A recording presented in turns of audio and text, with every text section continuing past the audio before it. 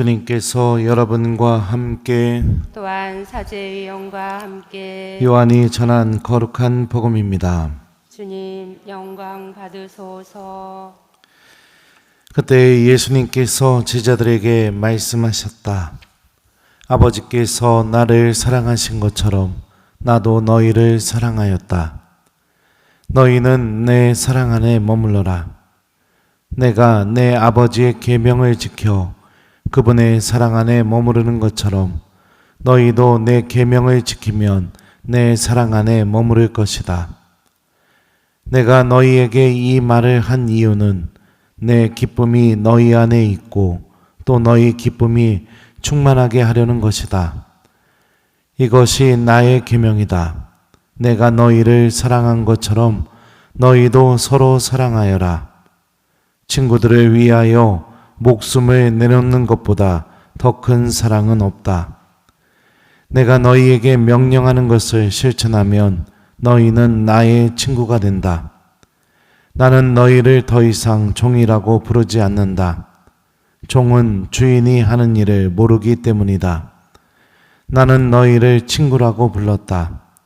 내가 내 아버지에게서 들은 것을 너희에게 모두 알려주었기 때문이다. 너희가 나를 뽑은 것이 아니라 내가 너희를 뽑아 세웠다. 너희가 가서 열매를 맺어 너희의 그 열매가 언제나 남아있게 하려는 것이다. 그리하여 너희가 내 이름으로 아버지께 청하는 것을 그분께서 너희에게 주시게 하려는 것이다. 내가 너희에게 명령하는 것은 이것이다. 서로 사랑하여라. 주님의 말씀입니다. 그리스도님 찬미합니다.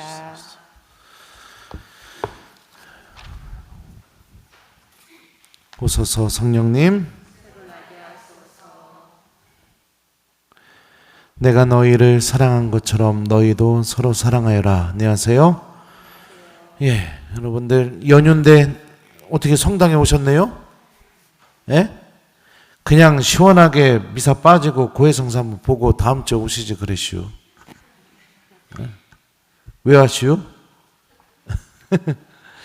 그래요. 저는 오늘 아주 바쁜 하루를 보냈습니다. 새벽 미사하고 새벽 미사 끝나고 난 뒤에 교중 미사하고 교중 미사 끝나고 난 뒤에 글쎄 제가 가르치는 저희 반 제가 지금 신학교 2학년 학사님들 가르치는데 이번에 히라버 시험 중간고사를 봤는데 8명 중에 6명이 100점을 맞은 거예요. 얼마나 이뻐요. 그래서 제가 우리 학사님들 밥 사준다고 해가지고 학사님들이 오늘 천안으로 왔어요. 8명이 전부 다 와가지고 그래서 밥만 사주기 뭐하니까 영화도 하나 보여주고 그리고선 신학교 밑에 중국집 가서 거기서 저녁 사주고 그리고 불이 나게 달려와서 지금 이 미사를 하고 있고요. 미사 끝나고 난 뒤에 또 장례 미사 가야 됩니다. 죽을 것 같아요. 죽을 것 같은데 마음이 오늘 운전하고 오면서 학사님들 신학교에 이제 넣어주고 여기 미사하러 운전하러 오면서 너무 행복한 거예요. 너무너무 행복한 거예요. 돈 써서 행복한 게 아니라 모르겠어요. 그냥 학사님들하고 그렇게 시간을 함께 보낸 게 너무 행복하더라고요. 나머지 2명이 100점을 못 맞았잖아요. 그런데 밥 사주는 내내 제가 일부러 그 100점 못 맞은 2명 학사님한테 거기 혹시나 저기 뭐예요. 본인은 또 자격지심 느낄까봐 제가 영화 볼 때도 일부러 옆에 앉아서 같이 보고 말도 더 많이 걸고 그랬는데 아주 행복한 하루를 보냈습니다. 사랑하게 되면 여러분들 오늘 복음이 사랑에 대한 내용이잖아요. 그죠? 사랑하게 되면 예수님을 닮게 되고 예수님의 마음을 배우게 되는 것 같아요. 근데 예수님이 사랑에 대해서 말씀하시는데 아주 우리가 좀 생각해 보게 말씀을 하셨어요. 그냥 사랑하라고 말씀하신 게 아니라 내가 너희를 사랑한 것처럼 너희도 서로 사랑하여라 라고 이렇게 말씀하셨습니다. 그리고 이 말씀을 곰곰이 생각해 보면 서로 사랑하여라 라는 이 예수님의 계명이 있기 전에 시간적으로요, 어떤 행동이 먼저 선행됐었냐면 내가 너희를 사랑한 것처럼 너희도 서로 사랑하여라. 그러니까 예수님이 우리를 사랑한 그 사랑이 지금 서로 사랑하여라 라는 이 명령보다 더 먼저 선행되었다는 것을 알 수 있죠. 그러니까 서로 사랑하여라 라는 이 계명을 잘 지킬 수 있으려면 어떻게 되느냐? 내가 예수님께 사랑받은 사람이라는 것을 체험해야만 예수님의 이 계명을 실천할 수 있는 겁니다. 누가 여러분들 사랑한다고 하면은 기분이 어떤가요? 좋죠. 저는 어제 우리 주일학교 아이들 미사 끝나고 막 내려올 때 아이들 중에 저만 보면 막 달려와서 안기는 애들이 있어요. 남자애 한 명, 여자애 한 명. 그 두 명은 계단 내려올 때부터 이렇게 팔을 벌리면서 내려와요, 저한테. 폭 안아줬는데 한 녀석이 저한테 그러는 거예요. 신부님, 저 신부님 좋아해요. 딱 이러는 거예요. 아유, 그 말 들으니까 막 마음이 얼마나 막 행복한지, 그냥 막 우리 주일학교 아이들을 위해서 뭐라도 막 해주고 싶은 마음이 제 안에 들게 되더라고요. 이것과 아주 똑같은 원리입니다. 내가 사랑받고 있다는 걸 체험하게 되면 어떻게 돼요? 사랑하고 싶어져요. 그러니까 내가 너희를 사랑한 것처럼 너희도 서로 사랑하여라. 이 예수님의 계명은 어떤 사람만 실천할 수 있느냐? 예수님께 사랑받고 있는 사람만 실천할 수 있어요. 그러면 예수님께 우리가 어떻게 사랑받을 수 있을까요? 주님이 나를 사랑한다는 것을 우리가 어떻게 체험할 수 있을까요? 좀 더 정확하게 말하면 기도하지 않는 신앙인은 절대 예수님이 원하는 사랑 못합니다. 하느님 말씀 듣지 않는 신앙인도 절대로 예수님께서 원하시는 사랑 절대로 못해요. 왜요? 주님이 나를 어떻게 사랑하는지 느껴본 적이 없으니까. 성체 앞에 머무르는 시간을 가져본 적이 없는 신앙인은요, 예수님이 원하시는 이 사랑을 할 수가 없어요. 없어요. 그럼 어떤 사랑을 할까 될까요? 이기적인 사랑, 나밖에 모르는 사랑, 그런 사랑을 하게 됩니다. 오늘 일독서 말씀을 보면 예수님도, 일독서 전에요, 예수님도 서로 사랑하라고 말씀하시기 전에 먼저 이렇게 말씀하세요. 아버지께서 나를 사랑하신 것처럼 나도 너희를 사랑하였다. 그러니까 예수님이 제자들을 사랑한 그 사랑이 있기 전에 먼저 선행되었던 게 뭐죠? 아버지께서 예수님을 사랑하셨던 그 사랑이 먼저 선행돼 있어요. 그러니까 예수님도 성부 하느님의 사랑을 받고 그 사랑의 힘으로 제자들을 사랑했다는 것을 우리가 알 수 있죠. 하느님이 우리를 어떻게 사랑하고 계실까? 일독서에 보면 이런 말씀이 나옵니다. 나는 이제 참으로 깨달았습니다. 하느님께서는 사람을 차별하지 않으시고 어떤 민족에서건 당신을 경외하며 의로운 일을 하는 사람은 다 받아주십니다. 그러니까 일독서에서 고백되고 있는 하느님의 사랑의 모습이 무엇이냐? 차별하지 않는다는 겁니다. 모든 일을 사랑하고 계시다는 거죠. 그리고 이 말이 왜 나오게 되었냐면 베드로가 이방인들에게 세례를 줘야 되는지 말아야 되는지 사도들도 그랬고요. 그렇게 고민을 하고 있는 상황에서 어떤 일이 벌어져요? 세례 받기 전에 먼저 성령이 이방인들에게 내려와서 베드로가 세례를 줄 수밖에 없는 상황이 벌어지게 됩니다. 이게 하느님의 사랑이죠. 유다인들에게 이방인이란 사람들은요, 율법도 안 지키고 할례도 받지도 않고 있고 아브라함으로부터 이어져 내려오는 그 하느님의 약속과 계약에 참여된 사람들이 아니었어요. 그럼 어떤 사람들일까요? 구원에서 떨어져 있는 사람들, 죄인들, 이런 사람들이 이방인들이었습니다. 그런데 구원에서 떨어져 있고 죄인이라고 여겨졌던 이들에게 성령이 내려오신다는 게 뭐예요? 하느님이 그들도 죽도록 사랑하고 계시다는 것을 의미하죠. 그러니까 우리가 죄를 저질러도 어떤 상황에 놓여도 하느님의 사랑은 중단이 된 게 없다는 겁니다. 모든 이들을 똑같이 사랑하고 계시는 그 하느님의 사랑의 모습인 거죠. 그럼 우리들의 사랑은 어떤가요? 나를 사랑해 주는 사람만 보통은 사랑을 합니다. 사랑을 하면서도 사람들을 서로 구분지어요. 마음속에서. 왜 이런 일이 벌어지게 될까요?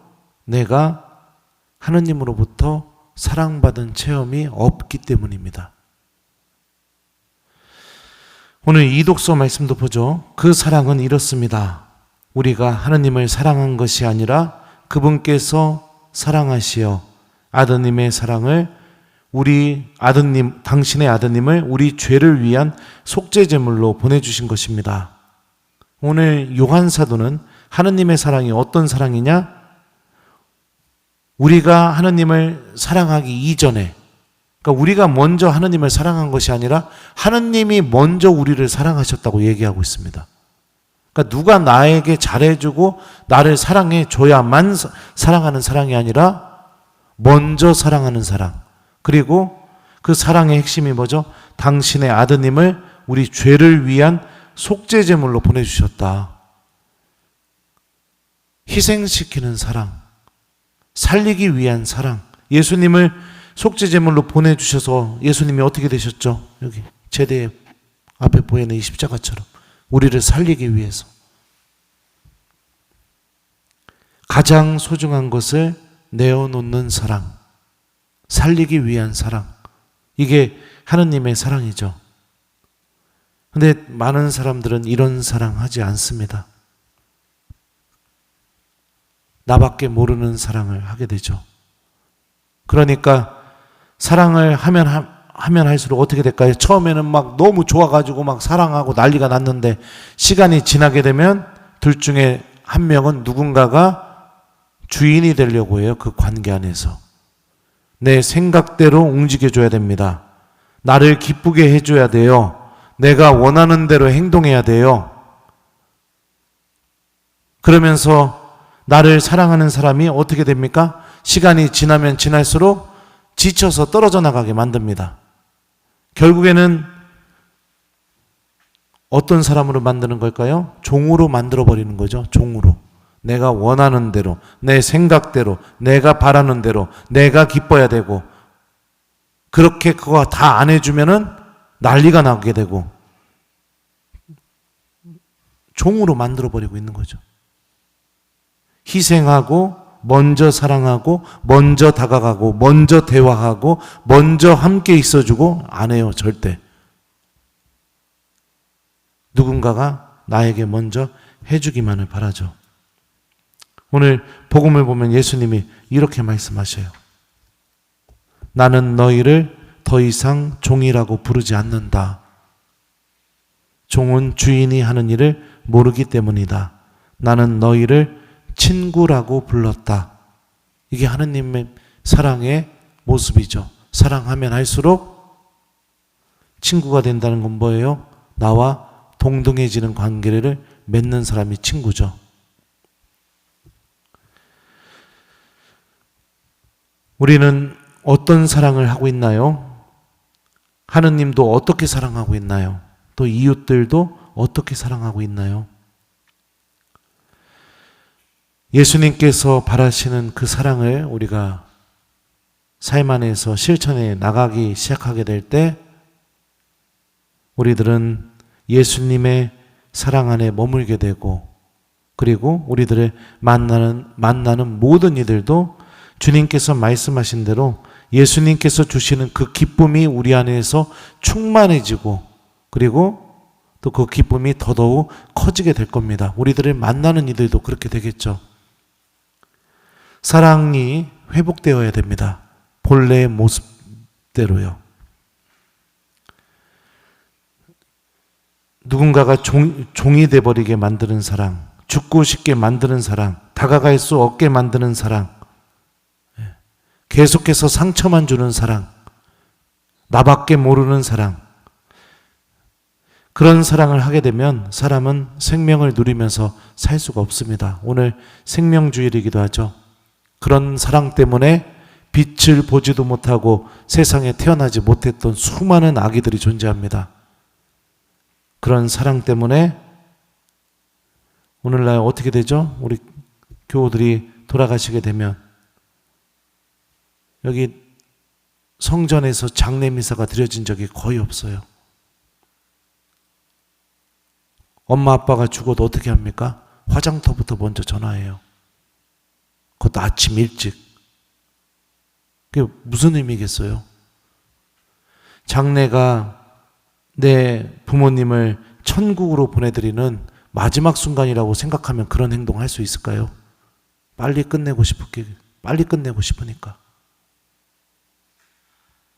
참 안타깝습니다. 장례미사가 성전 안에서 사라져버리고 있습니다. 잘못된 사랑이 우리 신앙인들 안에 뿌리를 내리기 시작하게 되니까 우리 교우들의 모습도 병들어가고 있죠.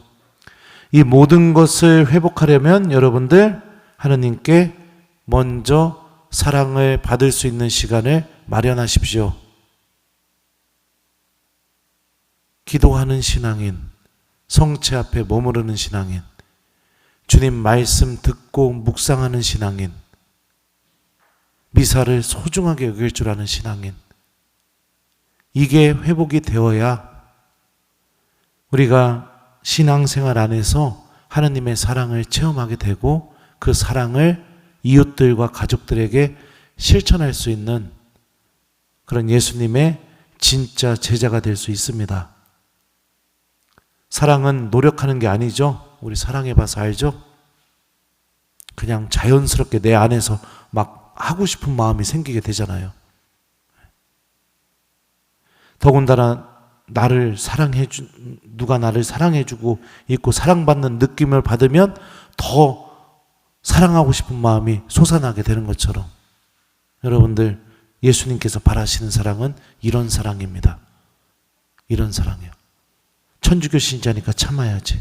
천주교 신자니까 희생해야지. 천주교 신자니까 뭐 해야지. 이게 아니라 예수님이 나를 너무 사랑하고 계시다는 그 마음이 내 안에 충만해져서 내 스스로 그냥 막 사랑하고 싶어서 움직이게 되는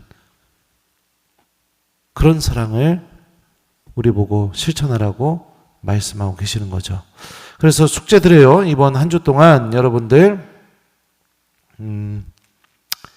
주님의 사랑을 좀 체험하기 위해 시간을 마련하는 한 주간을 꼭 좀 마련해 보셨으면 좋겠습니다. 이번 한 주 동안 기도 한 번도 안 하는 신앙인, 미사 외에는 기도 한 번도 안 하시는 분들은 좀 기도하는 시간을 좀 꼭 좀 마련해 보셨으면 좋겠어요. 5분이라도. 그리고 신부님, 저는 세례받고 지금까지 주일 미사 외에는 평일 미사 한 번도 나와본 적이 없습니다. 이런 신앙인이 계시다면 이번 한 주에는 한 주 동안 평일 미사 한번 나와보려고 해보세요. 신부님, 저는 성체주배가 뭔지도 몰라요. 이렇게 생각하시는 이런 교우가 계시다면 한번 와보세요. 성당으로요. 성체 앞에 잠깐 앉아서 조용히 5분, 10분이라도 예수님, 당신께서 저 사랑하시다는 거 좀 느낄 수 있게 해주십시오. 이렇게 하면서 성체 앞에 좀 앉아보는 거. 좀 내가 예수님께 좀 더 다가가고 예수님의 사랑을 좀 체험하려고 노력하는 한 주를 보내기, 이게 첫 번째 숙제예요. 그리고 또 두 번째 숙제는 뭐냐? 사랑을 실천하는 한 주를 보내기. 코린토 1서 13장에 보면 바오로 사도가 우리 신앙인의 사랑이 어떤 사랑인지를 잘 정리를 해놨어요. 제가 읽어드릴게요. 사랑은 참고 기다립니다. 사랑은 친절합니다. 사랑은 시기하지 않고 뽐내지 않으며 교만하지 않습니다. 사랑은 무례하지 않고 자기 이익을 추구하지 않으며 성내지 않고 앙심을 품지 않습니다. 사랑은 불의에 기뻐하지 않고 진실을 두고 기뻐합니다. 사랑은 모든 것을 덮어주고 모든 것을 믿으며 모든 것을 바라고 모든 것을 견디어냅니다. 사랑은 언제까지나 쓰러지지 않습니다. 고린토 1서 13장에 나오거든요. 여기 사랑은 뭐합니다. 사랑은 뭐합니다. 이 중에 한 가지, 나에게 정말 필요하다고 생각되는 거 한 가지, 요거 한 가지를 실천하는 한 주간을 보내기. 숙제 2개 내줬으니까 열심히 해보세요. 검사는 하느님이 하십니다. 그래서 뭐 나는 좀 참을 줄 모르는 것 같다 그러면 사랑은 참고 기다립니다. 이 말씀 좀 일주일 동안 내가 마음속에 간직하면서 실천해 보기. 나는 가족들에게 자꾸 대화도 안 되고 화만 내고 그런다 그러면 사랑은 친절합니다. 이 말씀 간직하면서 좀 해보기. 그래서 예수님께 사랑받는 시간 마련하기. 이게 첫 번째 숙제. 두 번째는 고린토 1서 13장 읽어보고 그 중에 사랑에 대해서 이야기하는 거 한 가지를 일주일 동안 실천해 보기. 두 가지 꼭 해보셨으면 좋겠습니다. 우리 해야 돼요 이거요. 예수님이 주신 계명이니까 물어보실 거예요. 우리 만나게 됐을 때 너 얼마나 사랑하다 왔니? 이렇게요. 저도 실천하려고 노력해요. 근데 저는 오늘 했어요. 우리 학사님들한테. 너무 행복해요. 여러분들도 이렇게 사랑을 실천하는 우리 교우들이 되셨으면 좋겠어요. 내가 너희를 사랑한 것처럼 너희도 서로 사랑하여라. 아멘.